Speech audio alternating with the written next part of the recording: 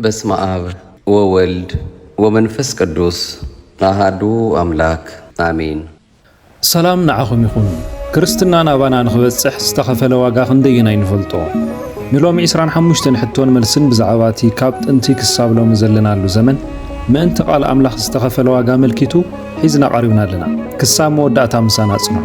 ቅድሚ ምጅማርኩም ግና ሰብስክራይብ ዘይገበርኩም ነዛ ቪድዮ ሰብስክራይብ ብምግባር ስድራ ቤትና ክትኮኑ ንዕድመኩም። ላይኩን ግበሩ። ነዛ ቪድዮ እንተፈቲኹማ ድማ ንኻልኦት ሼር ግበርዋ። ክንደይ ከም ዝመለስኩም ኣብ ኮመንት ጽሓፉልና። ኣብ ታሪኽ ቤተ ክርስቲያን ወንጌል ናብ ኢትዮጵያን ኤርትራን ንምእታው ዓብዪ ዋጋ ዝኸፈሉ ቀዳማይ ኤጲስቆጶስ መን እዮም? ኣባ ሰላማ ከሳቴ ብርሃን፣ ኣባ እስጢፋኖስ፣ ኣባ ሊቃኖስ።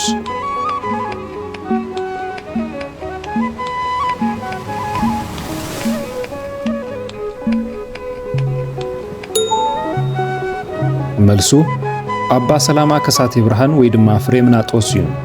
ኣባ ሰላማ ከሳቴ ብርሃን ፍሬምናጦስ ካብ ሶርያ ተበጊሶም ብባሕሪ እናተጓዓዙ ማእሰርትን መከራን ድሕሪ ምሕላፍ ወንጌል ብምስባኽ ብርሃን ክርስትና ዘብርሆ ኣቦ እዮም።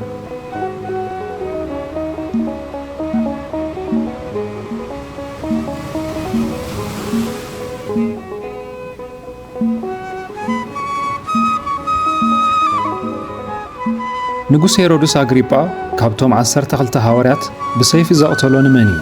ንያዕቆብ ሓውን ዮሐንስ፣ ንስምዖን ጴጥሮስ፣ ንእንድርያስ።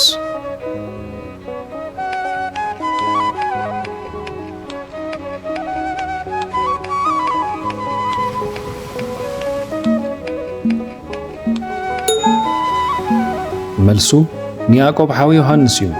ሐዋርያ ያዕቆብ ወዲ ዘብዴዎስ ምእንቲ ወንጌል ሰማዕትነት ዝተቐበለ ሐዋርያ እዩ።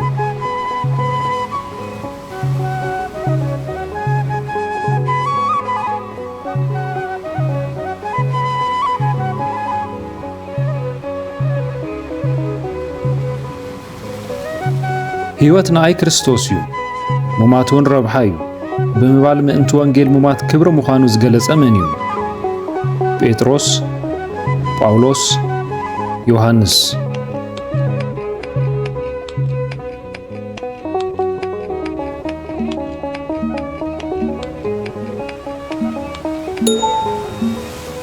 መልሱ ጳውሎስ እዩ። ሐዋርያ ጳውሎስ ሕይወቱ ንክርስቶስ ጥራይ ከም ዝወፈየን ንሞት ከም ዘይፈርሆን ገሊጹ እዩ።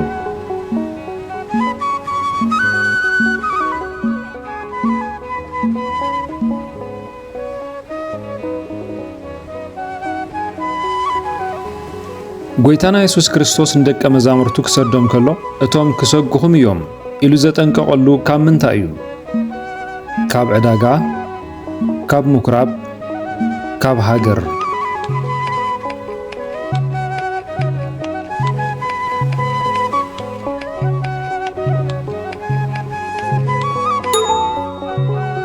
መልሱ ካብ ምኵራቦም ከውፅእኹም እዩ። ጎይታና ኢየሱስ ክርስቶስ ምእንቲ ስሙ ክሰጉና ከለዉ እቶም ዝሰጉ ንኣምላኽ ዘገልግሉ ዝመስሎም ዘመን ከም ዝመጽእ ቀዲሙ ተዛሪቡ እዩ።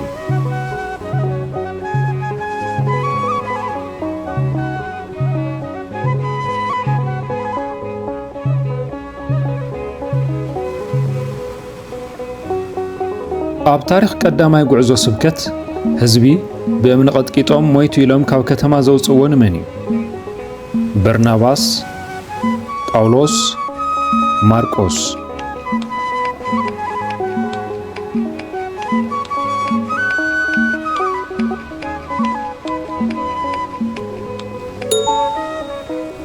መልሱ ጳውሎስ እዩ። ኣብ ልስጥራ ጳውሎስ ወንጌል ስለ ዝሰበኸ ብእምኒ ቀጥቂጦም ምስ ኣውፅእዎ ኣምላኽ ተንስእዎ እንደገና ክሰብኽ ክኢሉ እዩ።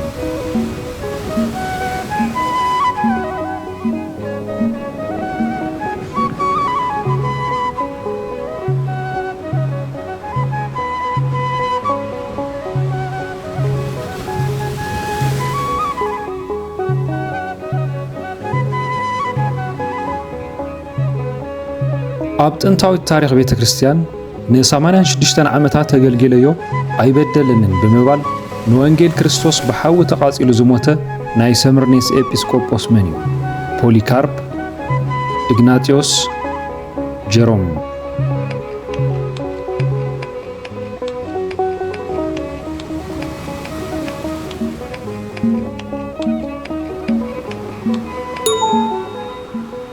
መልሱ ፖሊካርፕ እዩ። ፖሊካርፕ ናይ ሐዋርያ ዮሐንስ ወደ መዝሙር ኮይኑ ንክርስቶስ ካብ ዝኽሕድ ሞት ዝመረጸ እዩ።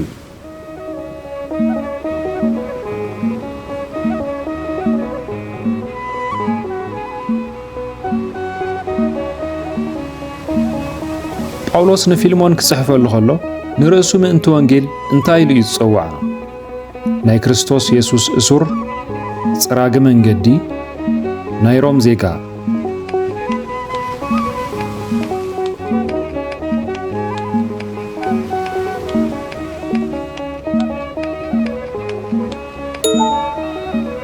መልሱ ናይ ክርስቶስ ኢየሱስ እሱር እዩ። ጳውሎስ ምእንቲ ስም ጎይታና ኢየሱስ ክርስቶስ ሰንሰለት ማእሰርቲ ምጽዋር ከም ዓብዪ ክብሪ ቆጽሮ ከም ዝነበረ ይገልጽ።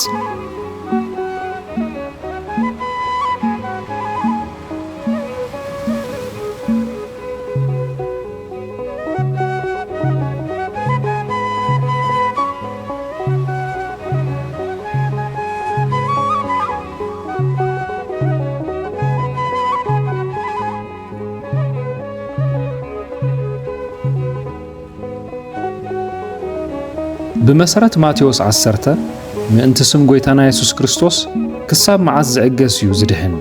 ክሳብ 12 ዓመት፣ ክሳብ መወዳእታ፣ ክሳብ መከራ ዝውዳእ።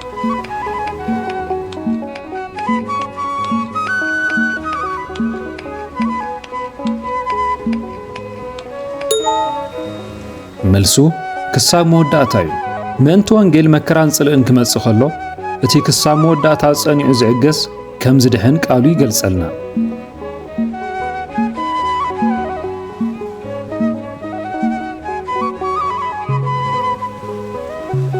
ሐዋርያ ጴጥሮስ ኣብታ ቀዳመይቲ መልእኽቱ ምእንቲ ክርስትና መከራ እንተተቐበልና እንታይ ክንገብር እዩ ዝመኽረና? ንኣምላኽ ክነመስግኖ፣ ሓዘንና ክንገልጽ፣ ክሳብ ዝከኣልና ምጽዓር።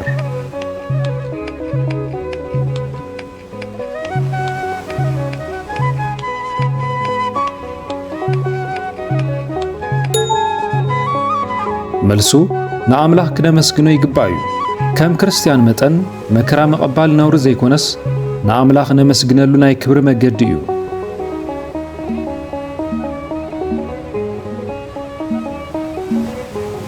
ኣብ መጽሓፍ ራእይ ምዕራፍ 2 ጎይታና ኢየሱስ ክርስቶስ ኣብ ቅድሚ መንበር ሰይጣን እተቐትለ እሙን ምስክረይ ዝበሎ ንመን እዩ? አንቲጳስ፣ ጢሞቴዎስ፣ ፊልሞን።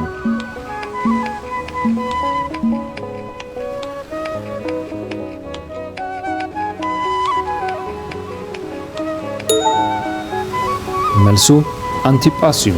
አንቲጳስ ኣብታ ሓደገኛ ቦታ እንድሕሪት ከይበለ እምነቱ ዝሓለወ ጥንታዊ ሰማዕት እዩ።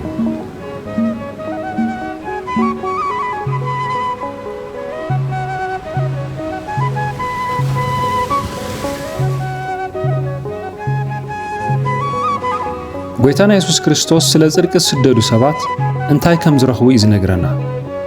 ስልጣን ምድሪ፣ መንግሥተ ሰማያት ካብ መከራ ሓራ ክኾኑ።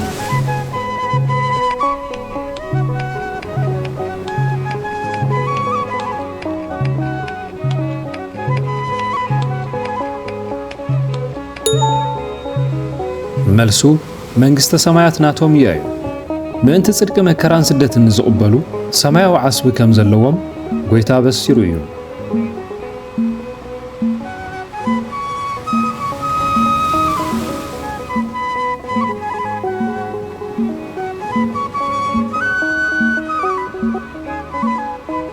ሐዋርያ ጳውሎስ ኣብ ሮሜ 8 ካብታ ኣብ ክርስቶስ ኢየሱስ ዘላ ፍቕሪ ኣምላኽ ክፈልየና ዝኽእል መከራ ወይ ስደት ኣሎ ዶ ኢሉ? እወ መከራ ይፈልየና እዩ፣ ከቶ የልቦን፣ ሞት ጥራይ ይፈልየና።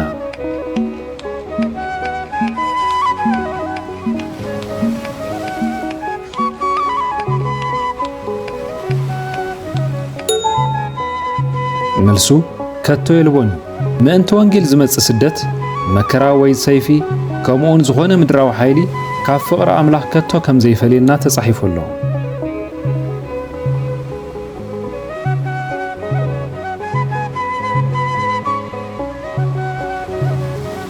ሐዋርያ ዮሐንስ ብሰንኪ ቃል ኣምላኽን ምስክርነትን ኣበየነይቲ ደሴት ተኣሲሩ? ቆሮንቶስ፣ ፍጥሞ፣ ቆጵሮስ።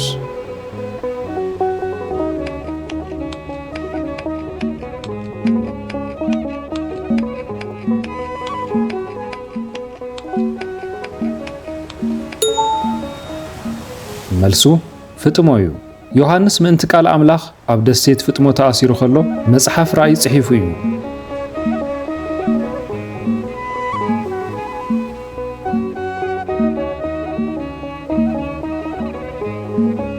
ንከተማ ሮም ሰንደዳ ድሕሪኡ ነቲ ገበን ናብ ክርስቲያናት ብምልጋብ ንሰማዕታት ዘንደደ ጨካን ንጉስ ሮም መን እዩ? ቆስጠንጢኖስ፣ ኔሮን፣ ጲላጦስ።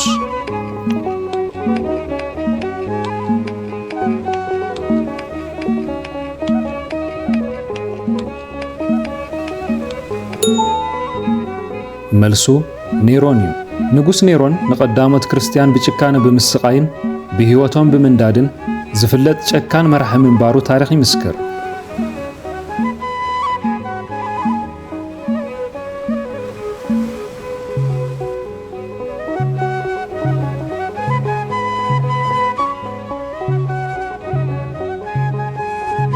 ኣብ መጽሓፍ ራእይ እቶም ሰማዕታት ንሰይጣን ብምንታይ ሓይሊ ከም ዝሰዓርዎ ተጻሒፉ ኣሎ። ብደም እቲ በጊዕን ብቓል ምስክሮምን ብጽድቆም ብመንፈሳዊ ሰይፊ።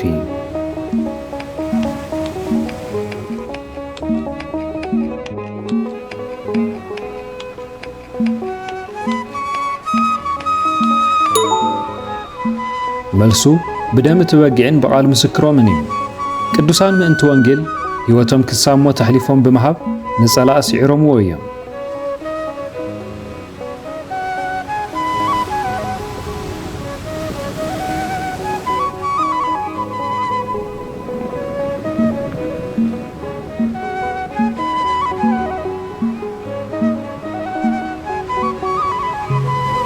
ጎይታና ኢየሱስ ክርስቶስ ኣብ ማቴዎስ 10 ሕይወቱ ምእንታይ ዘጥፍእ ዳሽ ይብል ከም ዝረኽባ ንሓዋሩ ከም ዝሰኣና ሞት ከም ዝተረፎ።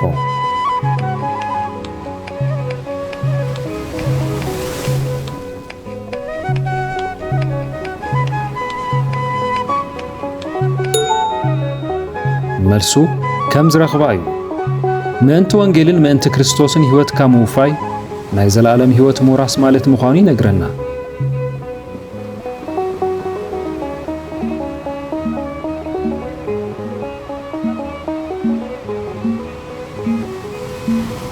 ኣብ ግብረ ሐዋርያት 15 ምእንቲ ስም ጎይታና ኢየሱስ ክርስቶስ ሕይወቶም ዝወፈዩ ተባሂሎም እተመስከረሎም መን እዮም? በርናባስን ጳውሎስን፣ ፊልሞንን ዴማስን፣ ዲያጥሪጦስን እስክንድሮስን።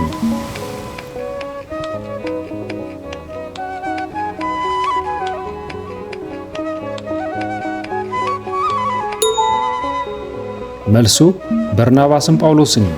ቀዳሞት ሐዋርያት ናይ በርናባስን ጳውሎስን ምእንቲ ስም ጎይታና ኢየሱስ ክርስቶስ ሕይወቶም ዘረከቡ ፍቁራት ኢሎም ገሊጾምዎም እዮም።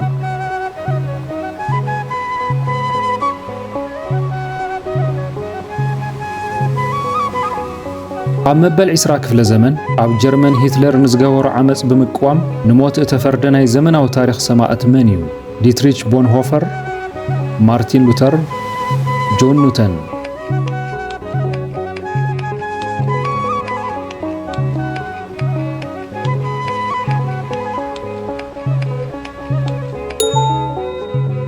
መልሱ ዲትሪች ቦንሆፈር እዩ። ቦንሆፈር ምእንቲ ሓቂ ወንጌልን ሰብኣዊ መሰላትን ብናዚ ሂትለር ዝተቐተለ ናይ ሎሚ ዘመን ክርስትና ኣብነት እዩ።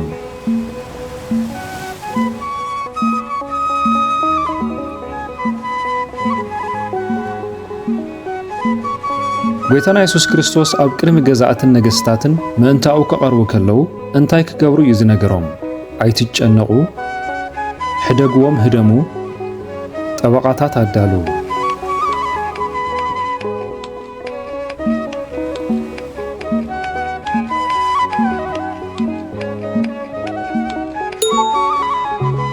መልሱ ኣይትጨነቑ እዩ። ምእንቲ ወንጌል ምስክርነት ኣብ ዝወሃበሉ ቦታ መንፈስ ቅዱስ ባዕሉ ሓይልን ቃልን ስለ ዝህብ ክንጭነቕ ከም ዘይብልና ጎይታ ኣዚዙ እዩ።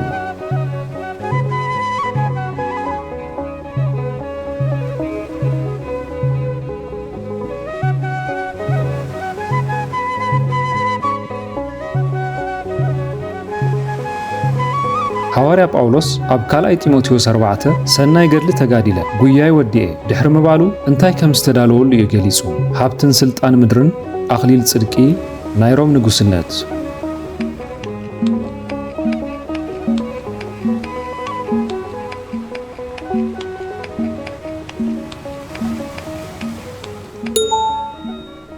መልሱ ኣኽሊል ጽድቂ እዩ። ጳውሎስ ምእንተ ወንጌል ሕይወቱን መስዋዕትነት ቀሪባብ ዝነበረትሉ እዋን እቲ ካብ ጎይታ ዝቕበሎ ሰማያዊ ዓስቢ ጥራይ ይርኢ ነበረ።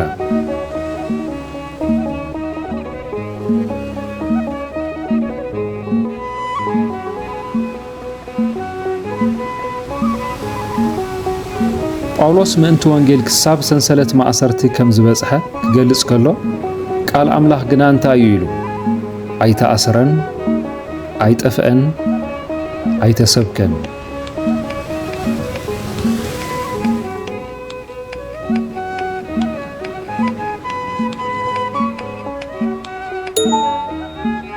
መልሱ ኣይተኣሰረን እዩ። ሰባት ምእንቲ ወንጌል ክእሰሩ ክስደዱ ከለዉ ቃል ኣምላኽ ግና ይእሰርን ብሓይሊ ይቕጽል።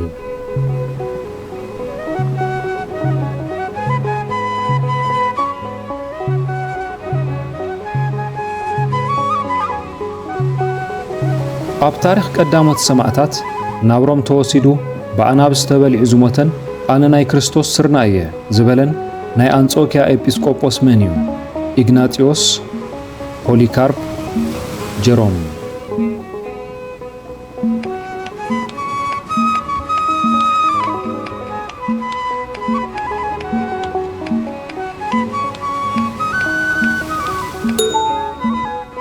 መልሱ ኢግናጢዮስ እዩ።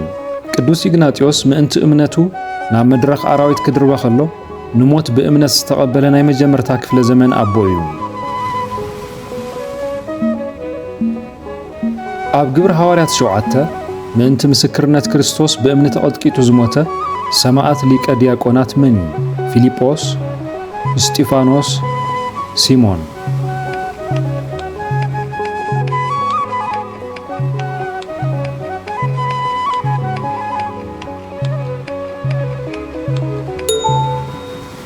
መልሱ እስጢፋኖስ እዩ። ቅዱስ እስጢፋኖስ ጸላእቱ ብእምኒ ክቕጥቅጥዎ ከለዉ እዚ ኃጢአት እዚ ኣይተቑፀረሎም ኢሉ ብምጽላይ ሕይወቱ ዘሕለፈ ሰማዕት እዩ።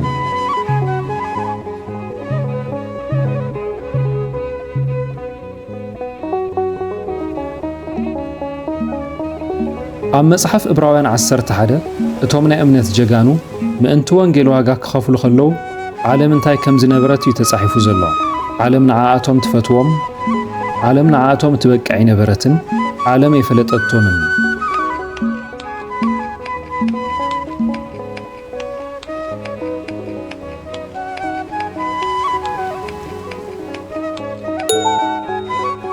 መልሱ ዓለም ንዓኣቶም እትበቅዕ ይነበረትን እዩ። ምእንቲ ሓቂ ክርስትና መከራ ዝጸገቡ ቅዱሳን ክብሮም ሰማያዊ ስለ ዝኾነ ምድራዊት ዓለም ክትምዝኖም ኣይከኣለትን።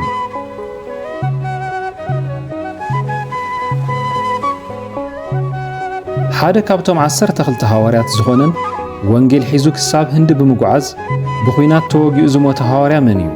ቶማስ ወይ ከዓ ዲዲሞስ፣ ማቴዎስ፣ በርተሎሜዎስ።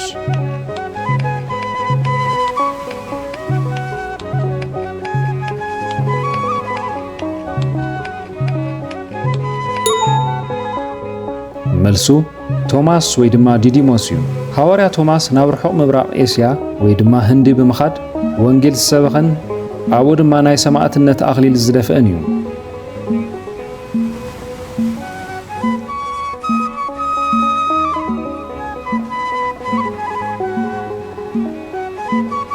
እቲ ኣጀሚሩ ዘወደአና እግዚኣብሔር ኣምላኽ ዝተመስገነ ይኹን።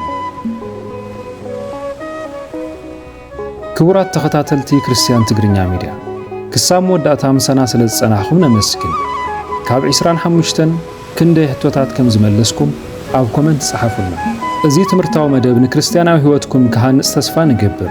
እዚ ቪድዮ ጠቓሚ ኮይኑ እንተረኺብኩምዎ ላይክ ብምግባርን ንኻልኦት ሼር ብምግባርን ኣካፍልዎ። ተመሳሳሊ ትምህርቲ ንምርካብ ድማ ሰብስክራይብ ምግባር ይትረሱ። ሰላም ኣምላኽ ምስ ኩላትና ይኹን።